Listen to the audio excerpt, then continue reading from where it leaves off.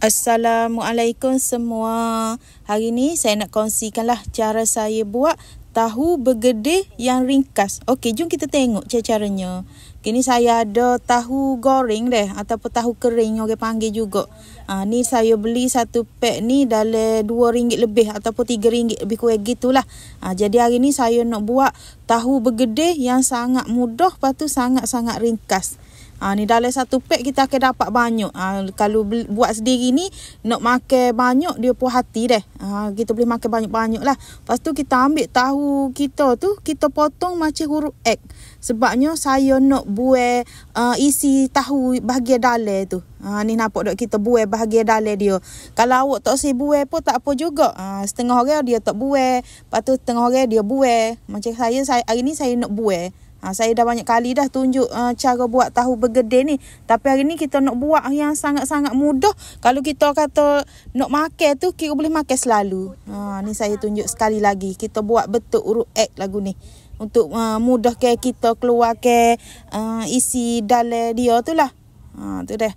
Sebabnya isi ni awak jangan buat. Kita akan gaul ke dengan bahan inti dia. Kiranya walaupun kita buat ni, kita tak akan membazir pun sebab kita akan masuk ke pulak dalam tahu bergedil kita nanti deh sebagai inti. Ni kita ada ubi kentang dalam 4 biji ni saya guna. Lepas tu kita akan rebus ubi kentang kita ni sapalah dia betul-betul empuk ataupun sapa dia betul-betul lembut.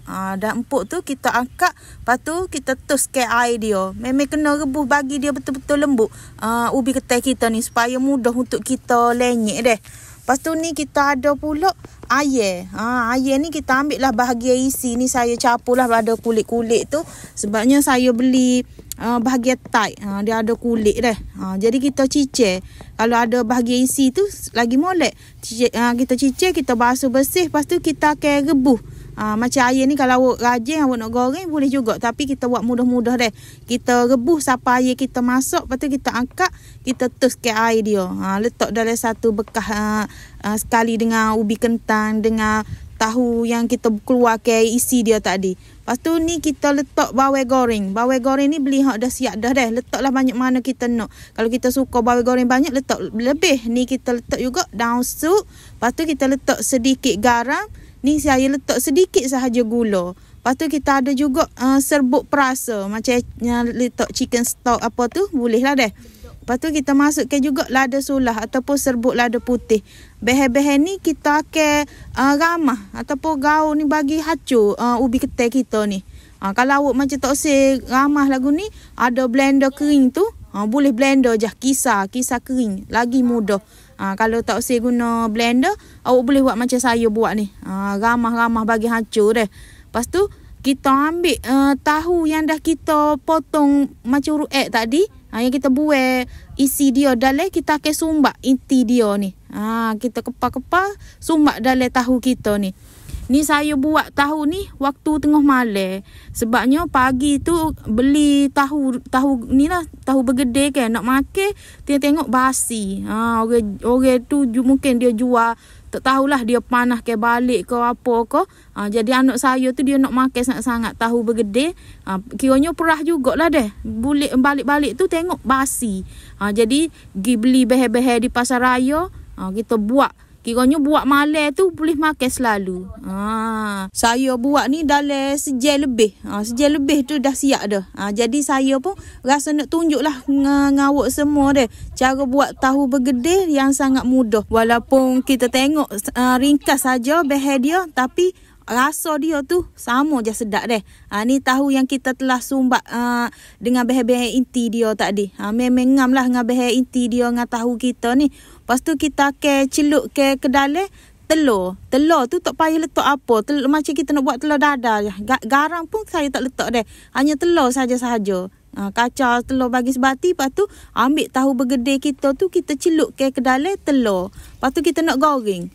Goreng pula biar minyak tu betul-betul panas. Supayanya tahu bergedil kita ni dia tidak makan minyak. Siapa pernah beli tahu bergedil, dia makan minyak, dia serap minyak. Jadi tak sedap kita makan sebabnya terlalu berminyak deh. Biar minyak tu betul-betul panas, api tu sederhana. Lepas tu kita goreng. Goreng dia pula kita kena balik-balik ke lah supayanya tahu bergedil kita ni biar dia masuk sekata. Api tu kalau boleh jangan besar sangat, biar sederhana deh. Biar orang kata bahan dalai pun dia macam masak molek lah.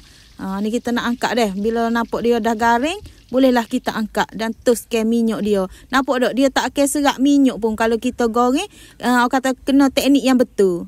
Tu hasil dia. Lepas tu ni saya nak tunjuk buat sambal kicap yang ringkas. Kita ada bawang putih, cili padi. Lepas tu kita letak juga sedikit sahaja garam. Lepas tu kita tambahlah gula dalam 2 ke sudu makan gitulah. Lepas tu kita letak kicap lemak manis.